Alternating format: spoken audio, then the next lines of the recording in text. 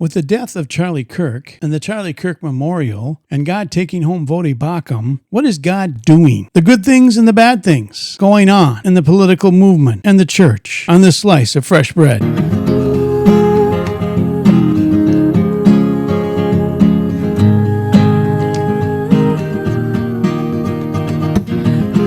Welcome to Fresh Bread, a podcast ministry of Grace Bible Church, Gainesville, with Pastor Brandon and Pastor Keith.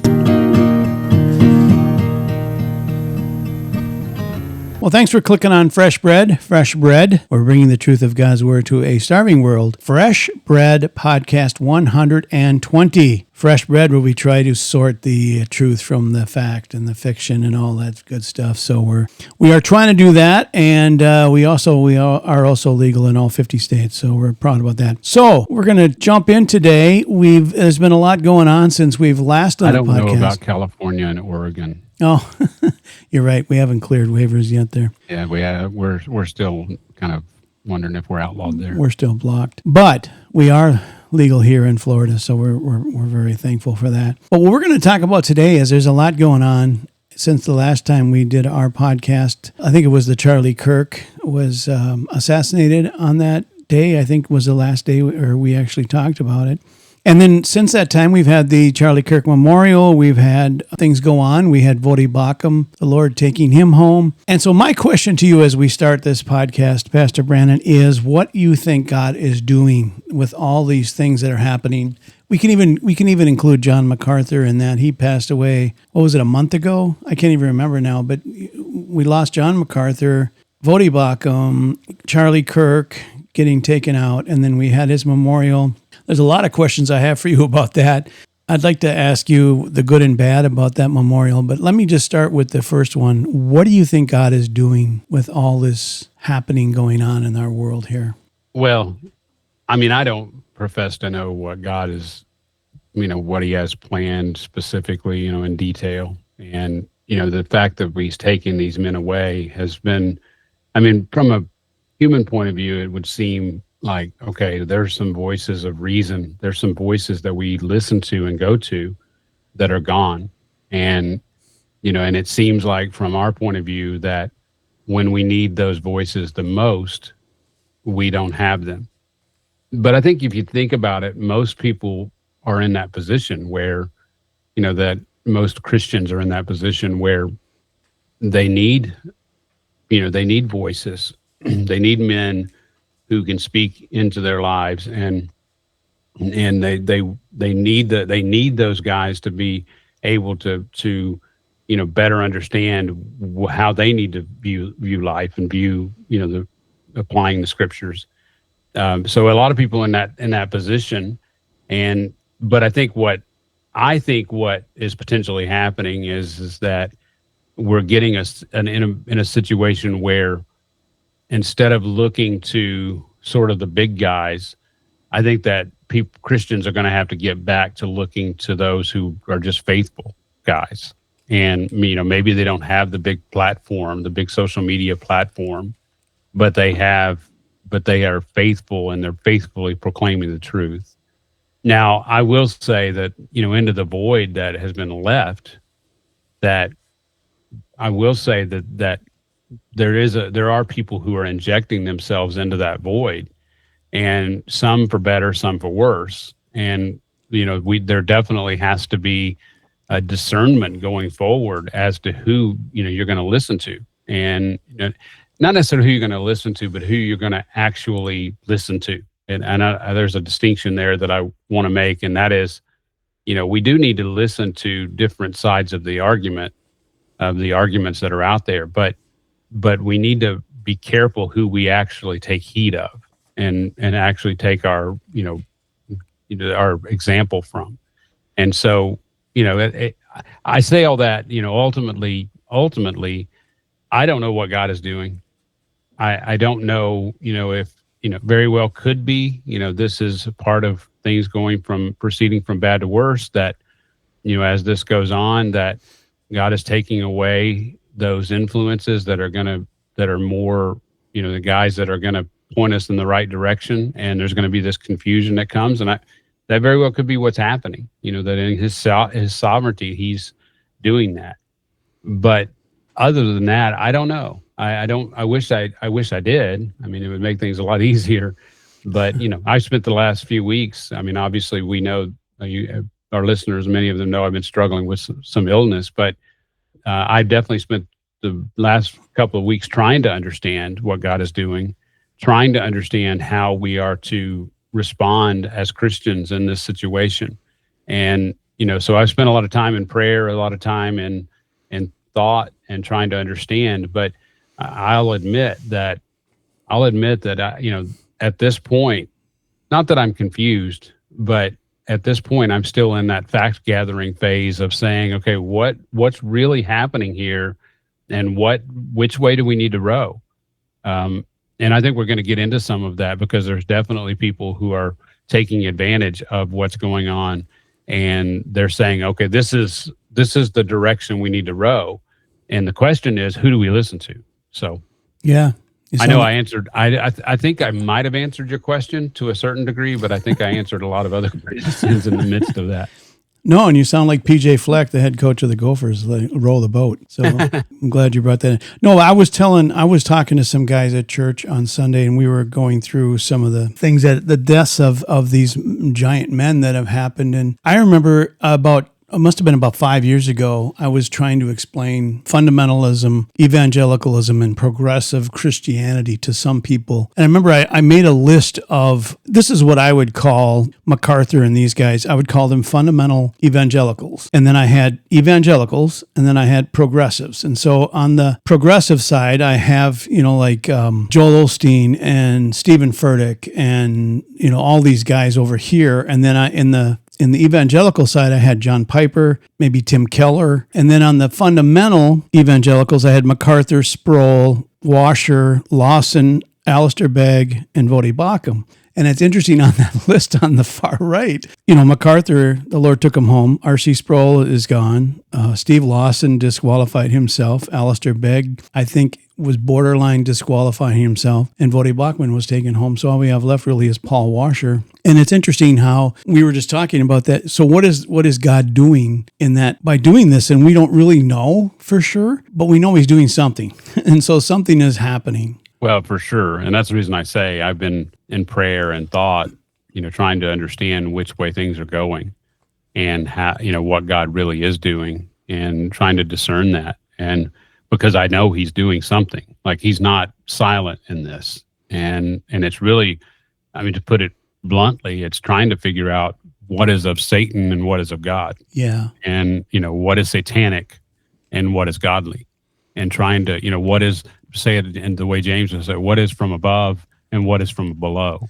And, because we know that both are at work, that both sides are at work in this. And we can get into that as we go along. Yeah, we will, because that's a good point you bring up, because whenever there's a movement of God, it's good, but there's also a counterfeit movement of Satan, which is bad. And it's really sometimes hard to differentiate, because Satan is so subtle and everything seems to be okay. We can even talk about, even when you look at the different religions, Mormonism and Catholic and Seventh-day Adventist and all these things, they all kind of say the good things. They're all talking about Jesus, and we worship Jesus, we love Jesus. But what Jesus is it? It's a different Jesus. But you don't know that unless you really dig into it. So what I want to do now is talk about the Charlie Kirk Memorial. And this was a amazing event. It happened, it was 2 Sundays ago, I think, right? Mm-hmm. And it was a 5-hour, how many people were there? They lined up for hours and days, I think, to get in, and it was in Arizona. And so I want to ask you, there was a lot of good things that came out of this, and there was some things that I think we need to be careful of and we need to watch out for. So I'm just going to ask you, what were the good things that you saw? Well, the gospel, there were some men there that preached the gospel. Yeah. And, that it was clear, especially Frank Turek was one of those guys. And I think that even Charlie Kirk's pastor did a good job and, spoke the truth and didn't hold back. And so, that happened, and it happened on national television and on social media that, being streamed, and people can still watch that memorial even today. You can go to YouTube and get that, watch that memorial. So I mean, there was a lot of good. I mean, there was a lot of good things in terms of the gospel that happened during that memorial, and I think we need to be thankful for that. That the true gospel was preached. Yes, amen.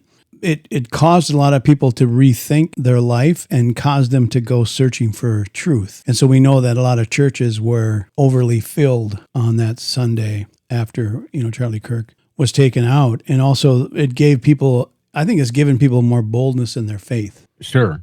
So absolutely. Absolutely. I think that there are definitely going to be people that I think there probably are many people who will become saved because of this, because they heard the true gospel and will hear it, and God will direct them to a solid church, and they'll continue to learn and grow as Christians.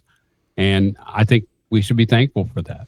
Yeah, amen. And also some of the bad things that came out of it, some of the things that we saw that were not great. What did you think? Well, I think I'll start by saying, and I know this might be shocking to someone who listens to this, but I'll start by saying that it was really a Billy Graham event on steroids. And the reason I say that is if you go back and look at Billy Graham, what he did is he went in and preached, I think a solid gospel, but he joined hands with Roman Catholics and others in order, and so he blurred the line between what is true Christianity and what is a false Christianity. And in that case, it was more the Roman Catholic. Now, Roman Catholics were involved in this situation here today.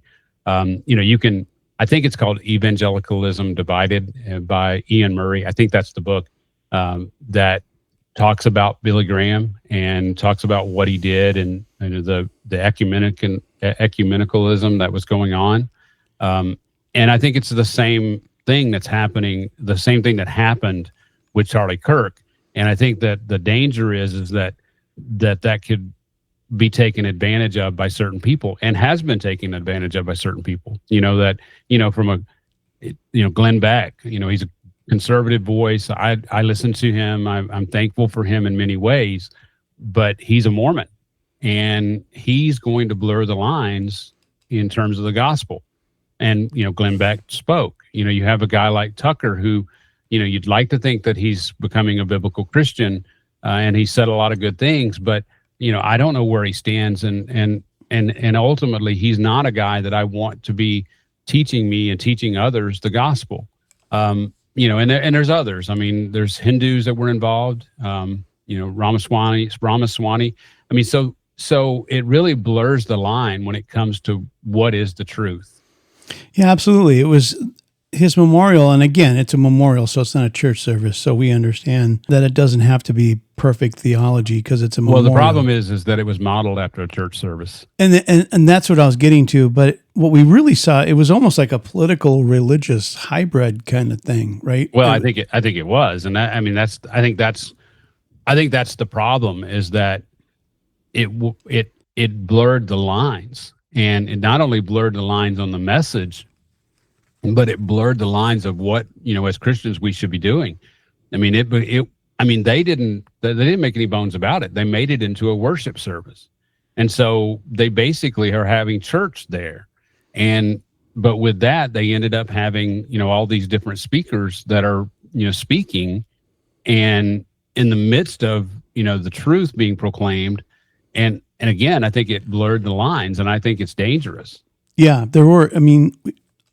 we have to admit, there was a lot of bad theology there as well. There was a lot of good stuff, but there was a lot of false faith, false teachers. We had the New Apostolic Reformation was represented there. We had the Word of Faith people were there, and it was just a lot of bad theology. The music was Bethel music, which we would not consider solid. But again, it was to honor, Charlie Kirk. But again, I think it's because a lot of it was Charlie Kirk is very associated with Donald Trump, and Donald Trump, his religious guru is Paula White, who was a New Apostolic Reformation person. So obviously there was a connection there, and I think that Trump had, that his administration had a little bit to say of what kind of how the the event was going to go. And so I guess we need to ask the question, as we're looking at this political religious hybrid thing that's kind of evolving out of this memorial and out of Turning Point USA. It's sort of becoming that. Is it better that we save America and we lose the gospel, or is it better to hold on to the gospel and lose America? That's kind of like neither one of those are very good, right? Well, I don't think you can bifurcate the two. I mean, in the sense of, one or the other.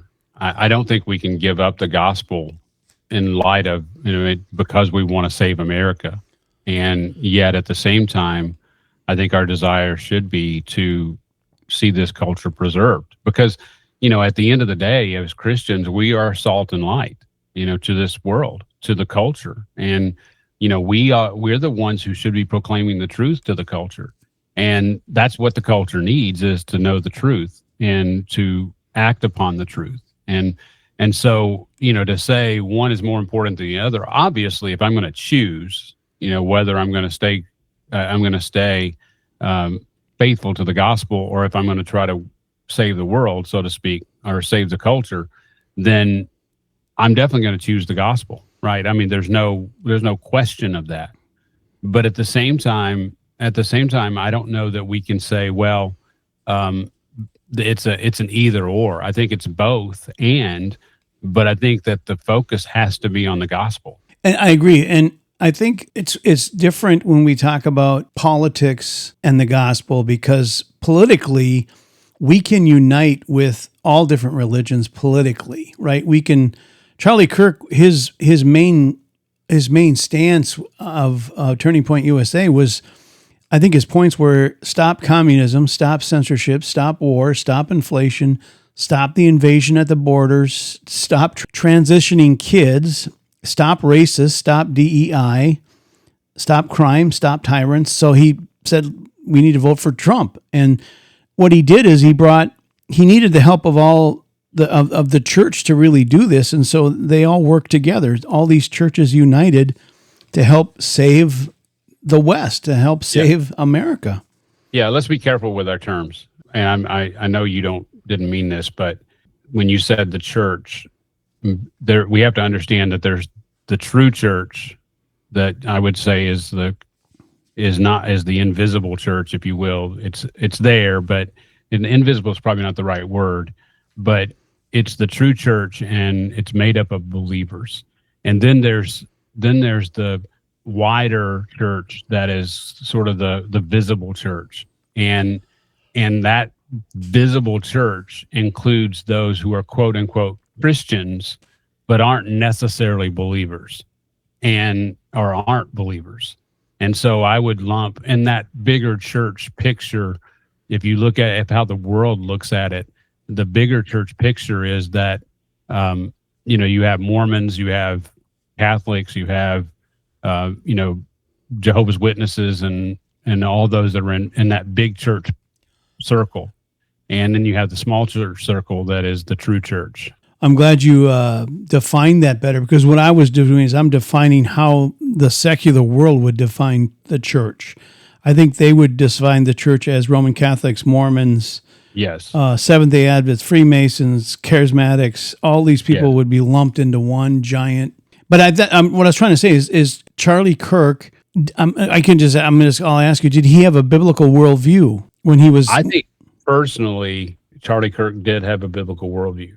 I think he saw everything through the lens of Scripture, and so I have no fault or very little fault in Charlie Kirk and how he was doctrinally driven and what doctrine was driving him. And I would say that most of what he said, I agreed with. You brought up all these different issues that he dealt with, and I would say most of the way down the line, I don't know where I would disagree with him in general.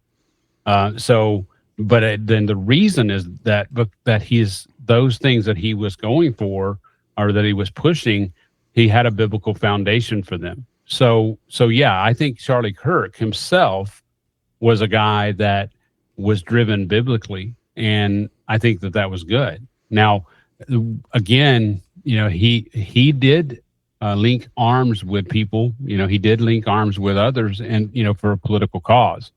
And that's where you have to be very clear about the lines, because as you say, I can link arms with someone on an abortion issue. Like I can stand with a Mormon and denounce abortion, right?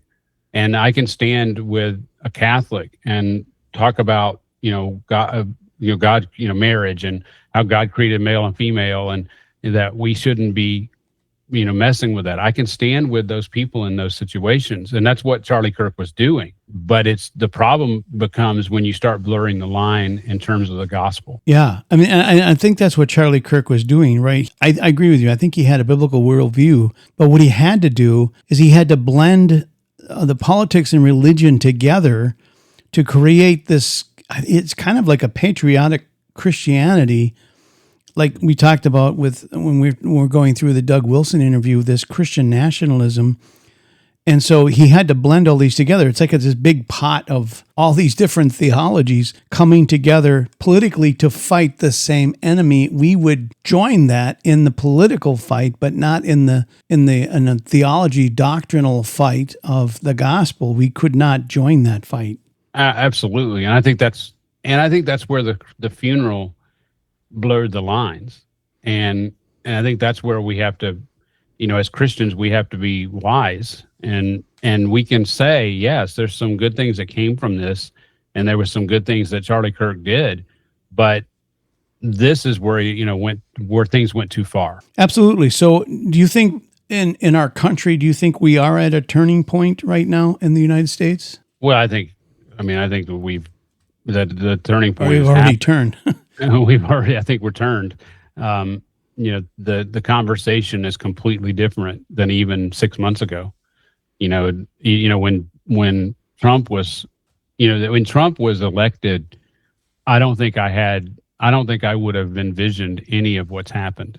In terms of the, like as an example, a Christian being the War Department, over the War Department, and the things that have had, the Christian talk that's happened, and the influence that's there, and I thank the Lord for much of that, and I think in terms of the political process, but yeah, I think that the turning point was probably Trump's election. We just didn't see it at that point. I think that when we look back a decade from now and look back on this time, I think that we're going to see that Trump's 47th presidency is that's the turning point, and all of this stuff that's going on, all these events, they're not little, but all these events are just in the aftermath of that.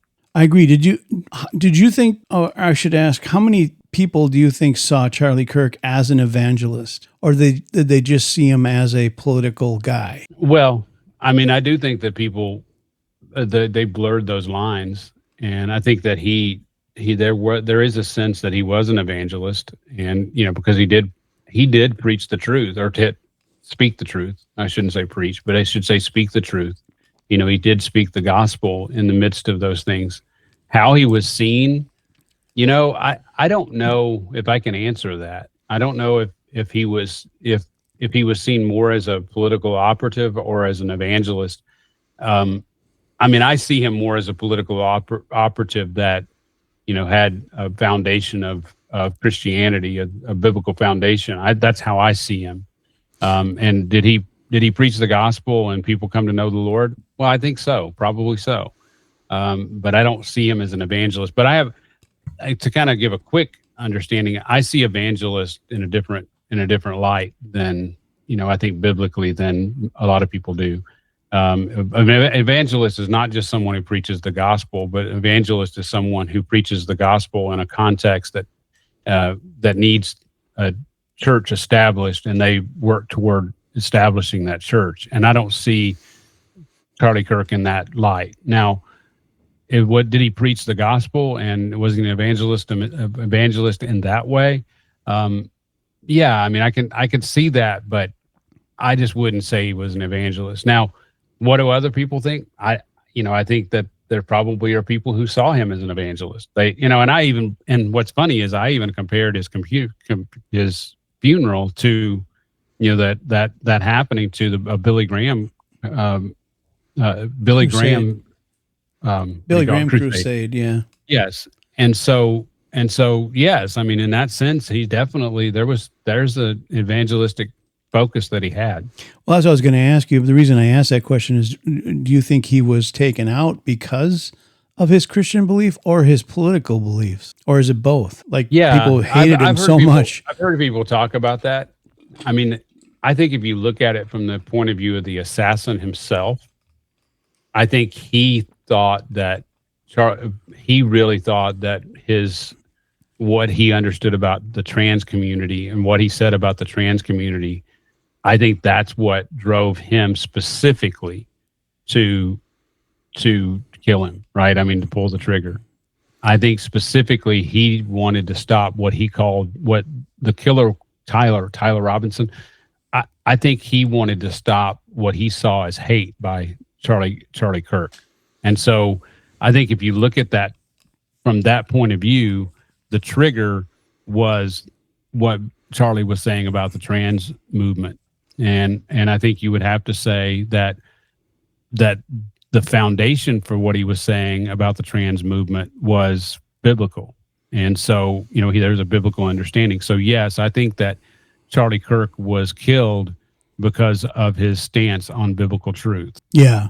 And we could do a whole nother like 4 podcasts on conspiracy theories, on all the things that what happened with Charlie's death. There were so many weird things that happened there. And yeah, because you and I have talked about the Kennedy assassination and how I'm sort of an Oswald guy and you're sort of like, I think it was more than that. And so we look at Charlie Kirk, we can go, was there more here than what meets the eye, or was it just some weird stuff going on? But maybe we can do that on another podcast, because there's some crazy stuff. I mean, and here we are in 2025, and it's like it can happen, and we still can't piece everything together on how it went, with just the video evidence and all this stuff. It doesn't all line up as good as. Well, just to let the cat out of the bag, in terms of the Kennedy assassination, I think at this point Oswald acted alone.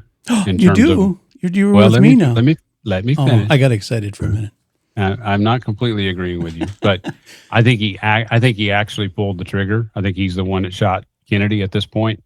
But I think that there were things behind. I think his background shows us that there was more to it than just he didn't like Kennedy and he wanted to take him out. I mean, I think that there was a conspiracy behind that action, and that he was the patsy that they used. That's kind of, that what I think at this point. Yeah, and I'm willing to kind of go down that road as well. Maybe, the CIA got to him or something. So there is, yeah.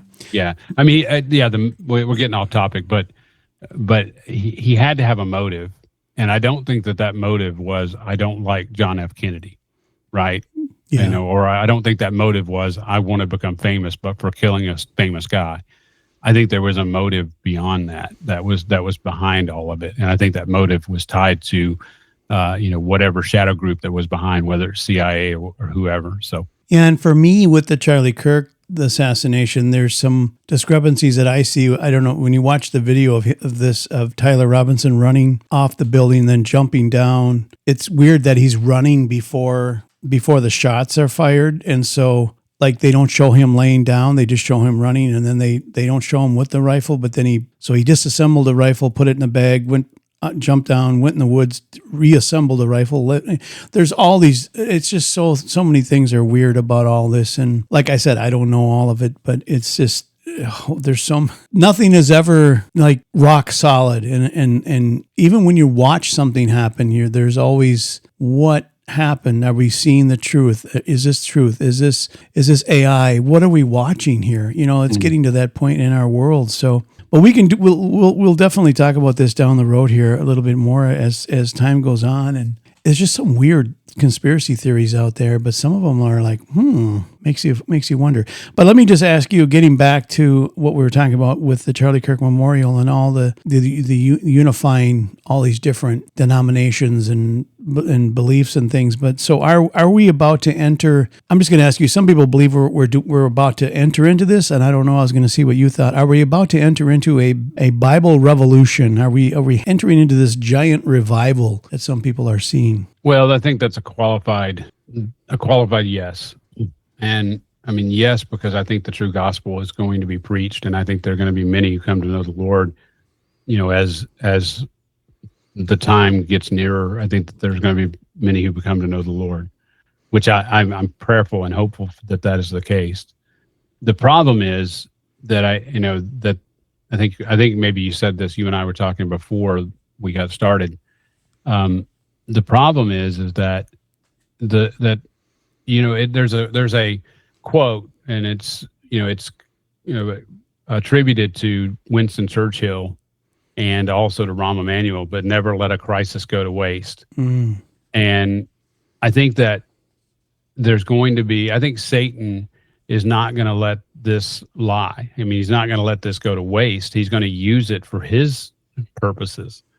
And I think that's where, as Christians, we have to be able to we shouldn't blur that boundary and say it's all good because the gospel is being preached. Well, it's not all good, because there are negative outcomes that I think are going to happen. But I can see that overarching all of this is that God is sovereign, and that it's all according to his purpose. He's working all of these things out, and he's working them out, and he's using good and bad. Yeah. And but I have to be careful, because as a Christian, I have to be careful to discern where the line is. I don't want to blur the line. Does that make sense? Yes. So is the main question that we should be asking, and those of us who are part of the, like, quotations, air quotations, the church, like we are the called out body. So should we be asking the question, who are Christians? Are Mormons, Seventh-day Adventists, all these people, Catholics, Hindus, our Word of Faith, are they Christians? Is that something we should be asking, or should we just say, the Lord will sort it out? No, I think we need to have a clear understanding of what a Christian truly is. And I think we need to be able to say, that there are certain people who claim to be Christians who are not Christians, because this is what they believe, and this is where they diverge from true Christianity. So yeah, I think it's important that we understand who is and who isn't, and we understand, again, linking arms, but linking arms in a for political reasons is definitely different than linking arms for the gospel purpose of the gospel. And we may here's what we have to understand as well, is we may not think that, from our point of view, we may think that we're linking arms in terms of this political thing, whatever this political issue is. But we have to understand that Satan is going to take advantage of that, and we need to be very clear as to what we're doing and why we're doing it, and really hold on to the purity of the gospel. I agree. Do you agree with our buddy Spencer Smith, who has a YouTube channel, and he talks about these things, and so he believes that, and I'm using the big E word here. I have a hard time saying that. Yeah, ecumenicalism. Where does the unifying all these different denominations and faiths? He says that history shows that it always leads to Rome, the Roman Catholic Church. And so, like, we look at if the Pope is pro-life and he's Republican, I think most people would go stand with him, right? He wants to unite all of this with, but anyway, his theory. I was going to ask you if you agree with him. Does all roads lead to Rome when you start uniting all these faiths together? Well, I mean, that certainly seems to be the case. Historically speaking, I think he's right that's where it's. I mean, I brought up Billy Graham and his ecumenicalism, and now I can't say it. I'm glad you said it, not me. Yeah. Billy Graham, I brought up Billy Graham earlier, Mm-hmm. and the fact that he linked arms with Catholics. And so I don't think it's a mistake that anytime these kind of things happen, that's where it goes. And I think, and quite frankly, that in the end times, there's going to be the beast and a false prophet the Antichrist or the Antichrist and the false prophet. Sorry, and so the false prophet, I very well could be a pope, and that I think that Roman Catholicism is a false religion, and it's not that it sounds good, it's almost there, but I think it's a false religion, and I think the false prophet could very well be the Pope. And so, yes, I do agree with Spencer Smith in that sense, in that, with that. Yeah, he has a theory, and it's an interesting one, where he sees the Reformation back when Martin Luther nailed the theses to the door, and the Lutheran Church split off, and all these other denominations split away from the Catholic Church. He thinks during the end times that Rome's going to bring all these people back, like it's an open arm kind of thing, and they're going to welcome all these people. And it's kind of scary because a lot of that stuff you could see happening. And I think what we're trying to say is that the Charlie Kirk Memorial, again, there was a lot of good things that came out of it, but also there's some things that are like, wow, this is concerning because this is what could lead to this. And it's hard to, again, we always talk about being the wet blanket, and we're throwing water on the fire because, this is a revival and all this stuff, but we just want to make sure that we stay biblical and we watch these things happening, and you can't deny, what the Bible talks about during the end times. You look at 2 Timothy where it talks about people will leave solid doctrine for things they want to hear. Their ears are itching to hear what they want to hear, and we can see that all over in the progressive church, and it's just spreading all over. Well, and it's interesting. I think that there is a spirit of confusion that's been sent out.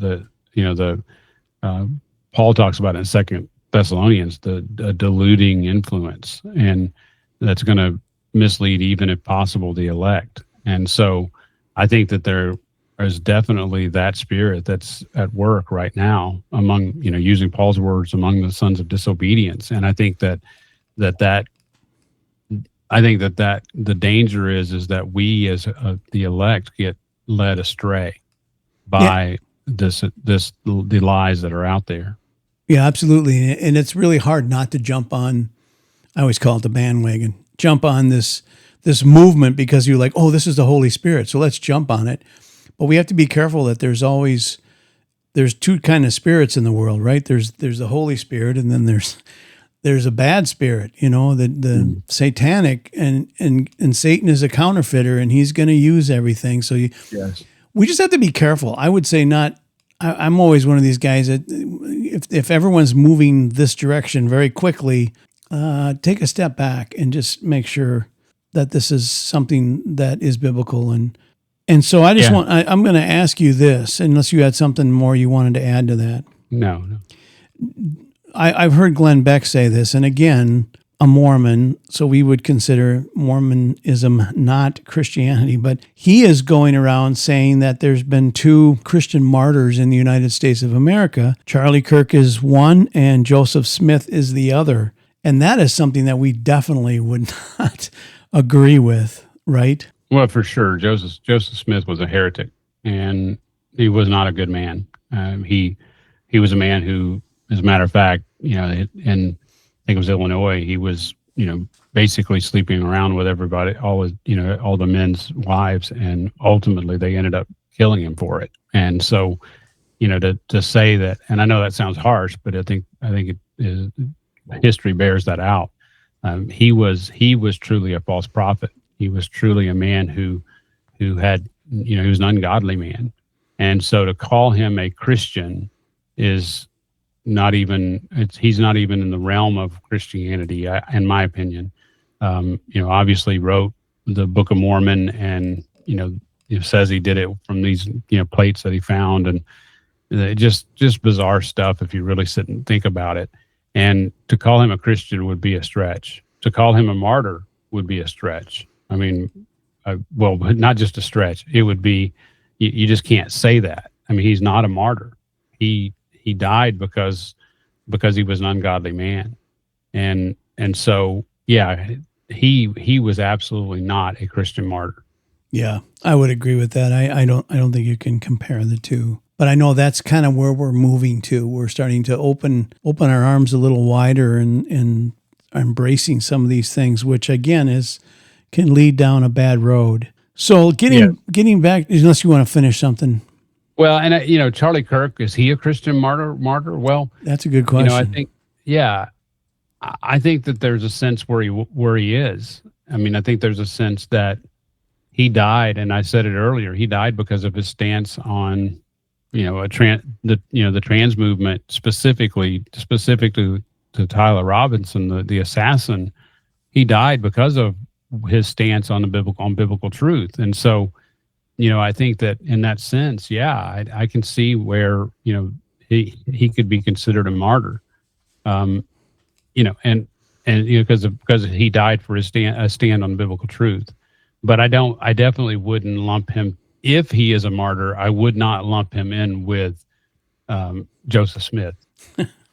No, it used to be, didn't it used to be where a martyr, you had to be forced to recant your faith or something? Wasn't that one of the, like, burned at the stake, and then you had to, if you didn't recant your faith in Christ, they would burn you at the stake? I thought there was something like that, but I think, the first Christian martyr was Stephen. And so, yeah, that's true. He was stoned without. Yeah. I don't know. Well, go ahead.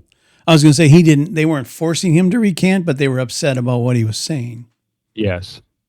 So, I think we have to take, I think that we have to take, the definition of a martyr biblically, and we do see an example of a martyr in Acts chapter 7. I think it's Acts 6, I think. But we do see Stephen as a martyr, and we see why he became a martyr, because of his stand on the truth, and they hated what he was saying. And that's exactly, if you get right down to it, that's exactly what Charlie Kirk was doing. He made a stand on the truth, and they hated him for what he was saying, and ultimately one of them killed him. So in that sense, I can see Charlie Kirk being a martyr. So when we look at this, do we ask a question, do words cause violence? And if they do, should Christians stop talking about sensitive issues like abortion and transgender issues because we don't want to offend others? Is that something we should be doing? Yeah, it's interesting, because one of the last things that Bodhi Baucham did, I listened to his last lecture, the final lecture and a final interview that he had right before he passed away. He talked about identity politics, but he also, that ultimately, what happens is that people say, basically, I identify as, so let's just say somebody's a homosexual, practices homosexuality. Well, they identify as a homosexual because that's how God made them. Mm-hmm. Therefore, what happens is if I tell you that homosexuality is a sin, well, then that becomes violence, because you're saying that how I've been made is wrong. You're saying that I shouldn't exist, right? I mean, that's what you're saying, because I am a homosexual. Then if a person speaks against homosexuality, they're basically saying that person shouldn't exist. And someone, a trans person who has, changed sex, and you say, hey, I mean, they've identified as a transsexual person. They've identified as a male or a female.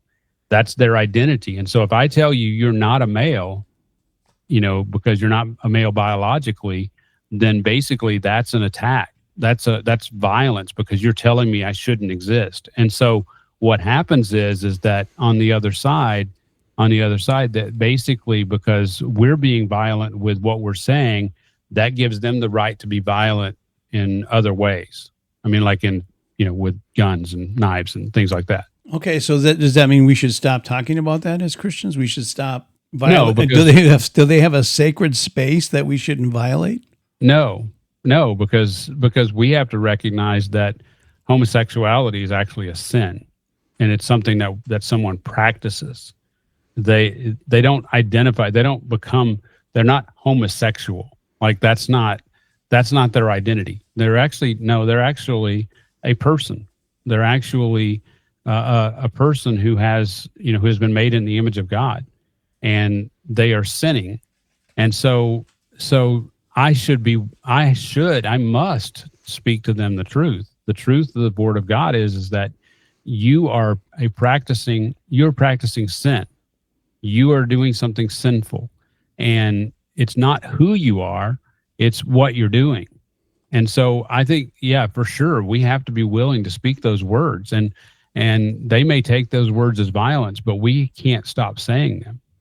And I think that we have to be careful not to, that like we need to be careful to make sure that we stay in the, along those lines of they are someone made in the image of God, so they have worth. I mean, that I think we have to affirm that as a person they have worth, and they have worth in the eyes of God.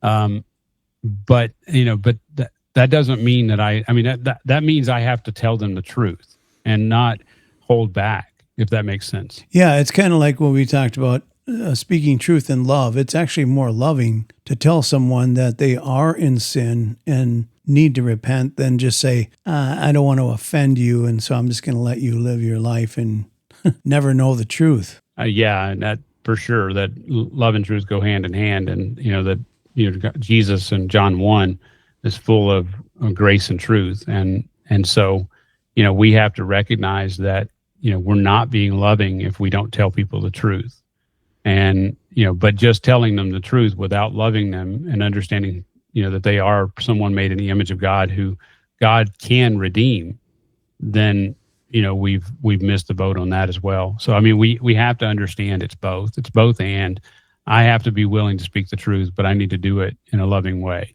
and I need to do it out of an understanding of that this person is made in the image of God and is redeemable, and God can save them if He chooses to, and so I can't have one or the other. Gets me out of balance. Yeah, I agree.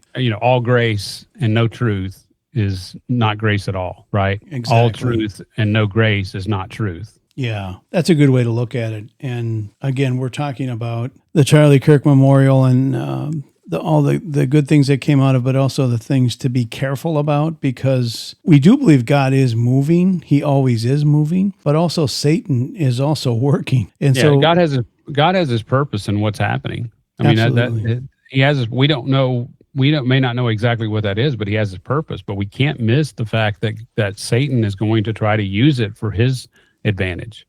Right. Whenever people are hit in the face with this kind of raw emotion that happened with Charlie Kirk, this is the time when also people are the most vulnerable to a message that may not be truthful. People are more easy to sway that way when things like this happen. So that's why we're just kind of saying, okay, whoa, let's put the brakes on this and let's think about this and pray about it. And so I don't know if you've heard this. There's a guy, what's his name? Tim Clement or something, or some prophet. He's a new apostolic reformation guy, but he prophesied, I think in 2013, that there would be a woman that would rise up in the United States, and she would be the new Esther. She would save our country. And so now they're all pointing to Erica Kirk as becoming that person. And it's just kind of creepy how he said, she would have these amazing eyes and she would be blonde. And so it all kind of fit Erica Kirk's profile. But that's another thing that can happen, right? When we start getting into these false prophets and people who claim to be prophets. Yeah. I mean, that's definitely, I think, a Balaam thing. Balaam was a false prophet, and he actually spoke the words of the Lord and truth, and yet he was a false prophet. And so I'm not saying that. I mean, what I am saying is that I think that God, that I think that this man is, I think it's demonic. To get right down to it, I think that it's a demonic prophecy.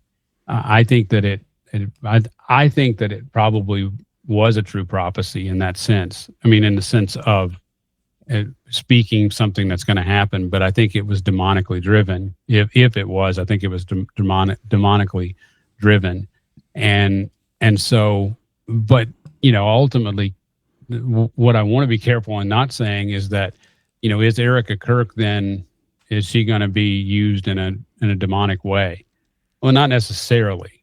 God can still use her for his purposes, and while this prophecy behind it was a demonic prophecy, and that demonic prophecy being used for demonic purposes. I don't know if that makes sense or not, but Yeah, no, I agree. The reason I brought it up is because when you watch the memorial, Erica Kirk came out and they had all these lights and explosions and fireworks going off. And it was kind of like, to me, it just didn't fit. But then someone explained it to me that that's how Charlie Kirk came out when he did his things, that he had these fireworks going off, and so they were trying to kind of pay homage to Charlie, and as she came out, did all this, and to me it didn't fit with a memorial at like a funeral or someone's funeral. So I just didn't understand it, but now I get it. But when you hear that prophecy and then she comes out and all this stuff's going off, it's like, oh, she's been anointed. But I'm not sure. Like, again, these guys, like you would call them,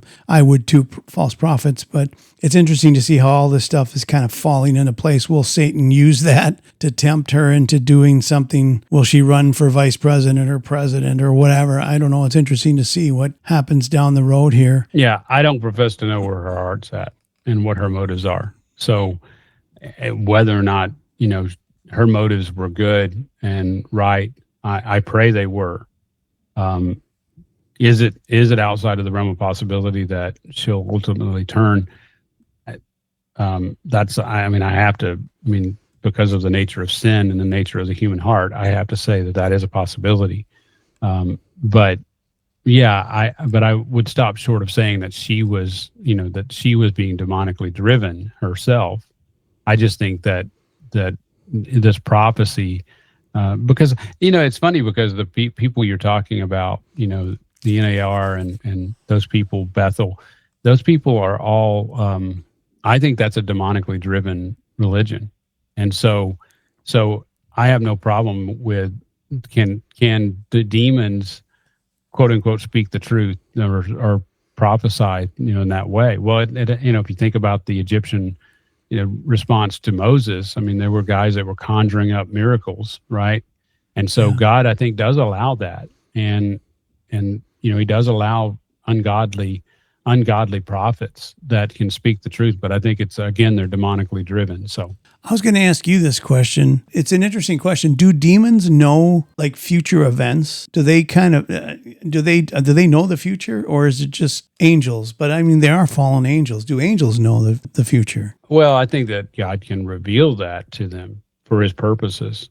And so, I can't say they're not sovereign like God. They're not all knowing. They're not omniscient. They're not, all those attributes that you give to God, but, can God reveal something to them in order to, for his purposes? Yeah, I think so.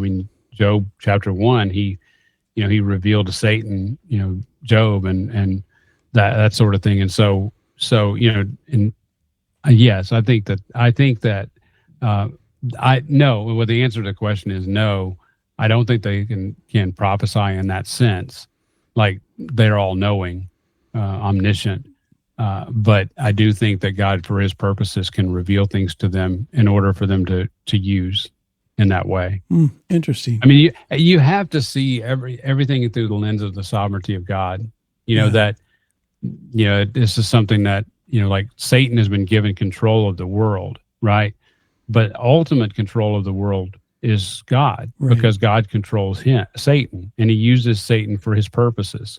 And so, a demonic presence, I think you have to recognize that God can use demons for his purposes. It's within the realm of possibility, and we see that with Satan himself. Yeah, absolutely. In Job chapter 1. Yeah, that's an interesting question, because there's a whole nother thing we can talk about maybe in another podcast, where there's a movie called Snake Eyes with Nicolas Cage, and it talks about some person by the name of Charles Kirkland getting shot in the neck on September 10th at Trump Tower by Robertson, the assassin or something. It's just weird, but somebody had a theory that some of these writers in Hollywood are demonically being led to write movies that they don't understand what they're writing, but they think it's just a. So then somebody asked me, well, then how do demons don't know the future? And I said, that's a good question. I'll ask Pastor Brandon. But that's a good answer too. Maybe God does reveal things to these demons to use for His purpose as well. So it's an interesting topic. Yeah, it is an interesting topic, and I think it delves into the sovereignty of God and how we view the sovereignty of God, and how we view how God uses evil for good. Genesis 50:20, you meant it for evil, God meant it for good. And so God used in Joseph's life, God used evil actions by people in order to bring about that, what happened. And so I think that, God can use demons and He can use, ungodly people for His purposes. And I think that He does allow them, whether He directly reveals it to them or not, He does allow them to see things that I don't have. It's inexplicable ultimately, because I don't know what, how it works, but I do think that He does allow them to see things, and that they can, like writing a movie, and we know that I'm absolutely convinced that Hollywood is demonic, and that demons are using Hollywood to spread, filth and lies. So I have no qualms that, that some Hollywood writer would write something and direct something that, would have, this kind of prophecy to it, quote unquote prophecy, for his demonic purposes. Yeah, absolutely. That's podcast number 7 from that. We can talk about Hollywood's demonic. Oh, yeah. But let me just end with this. We just talked about demons and Bethel Church, and I agree with you on that. Bethel Church is bad and demonic, but they're having something on October 9th through the 12th called the Great Communion Revival. It's called Communion America, and they're having 50 tents representing 50 states, one table.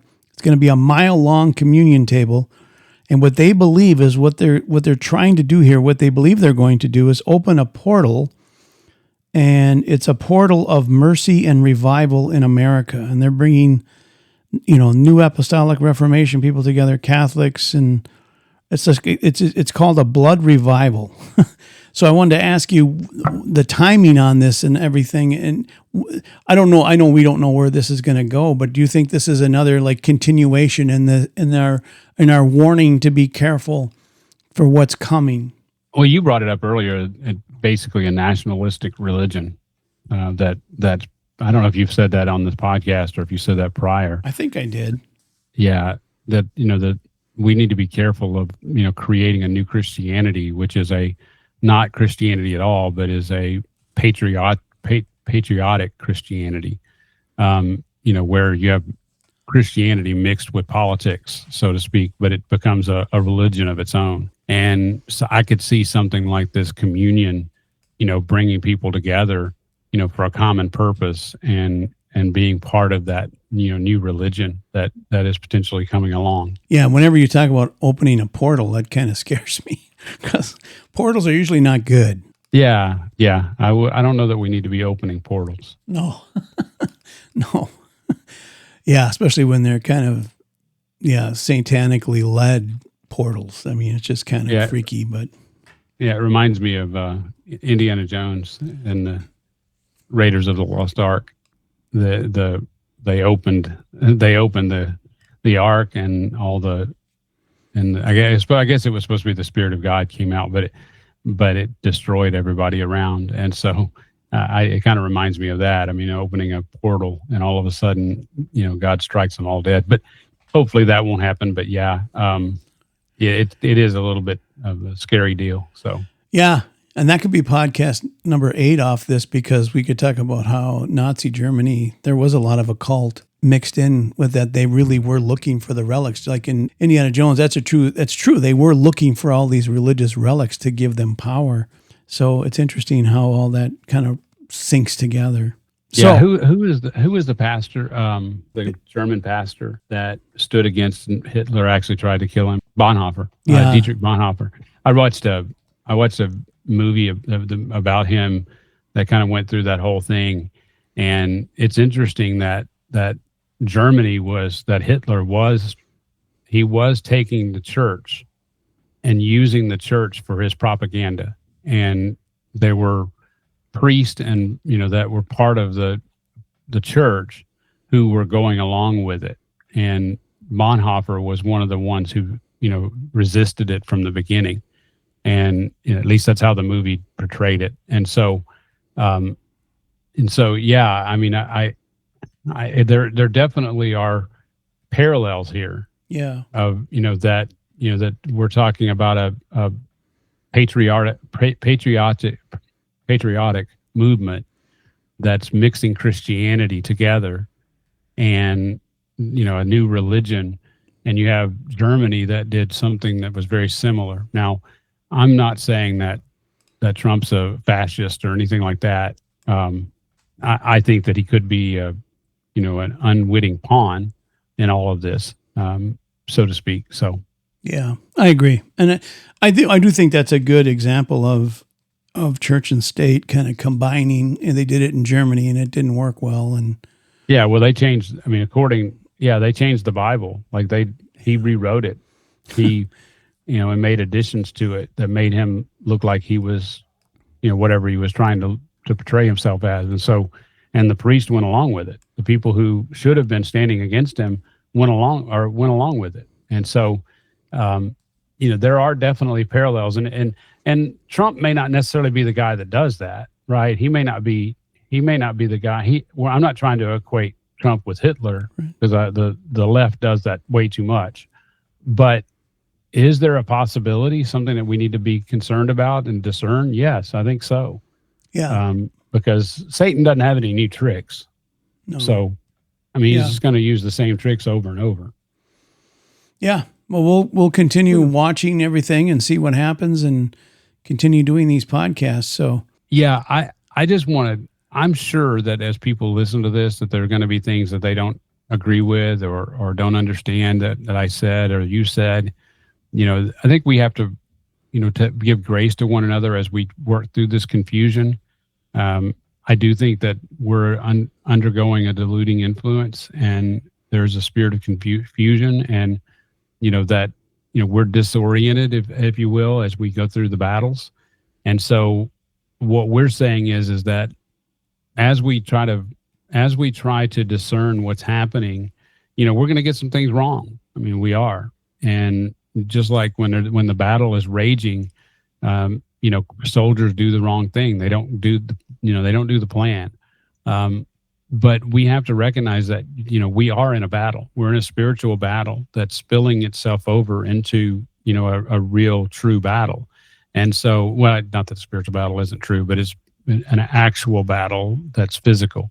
And so we're going to get some things wrong. And, I hope that I spoke the truth. I hope that I spoke what needed to be said.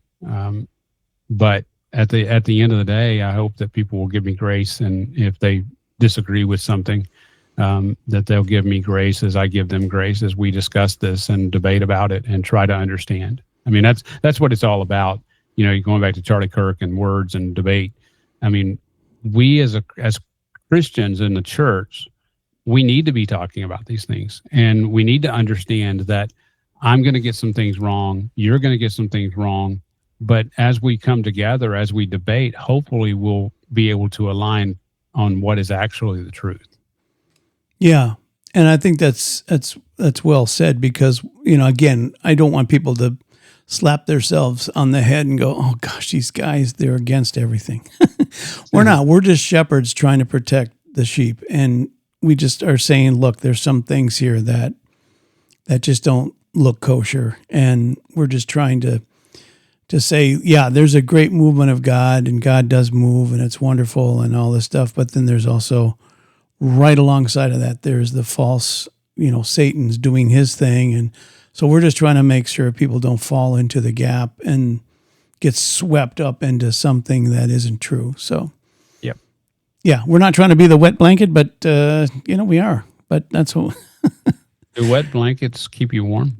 No, they're kind of creepy because they're damp, but it does put out a fire, and so it puts out that, and that's what we're trying to do, is say, look, whenever there's, Just don't jump on every bandwagon that passes by. Just make sure you know what it is. Yeah.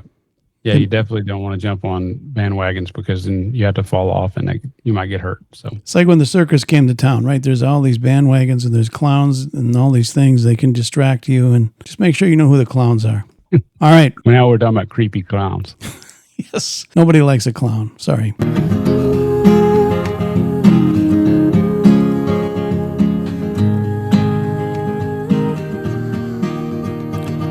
You've been listening to Fresh Bread, podcast ministry of Grace Bible Church Gainesville.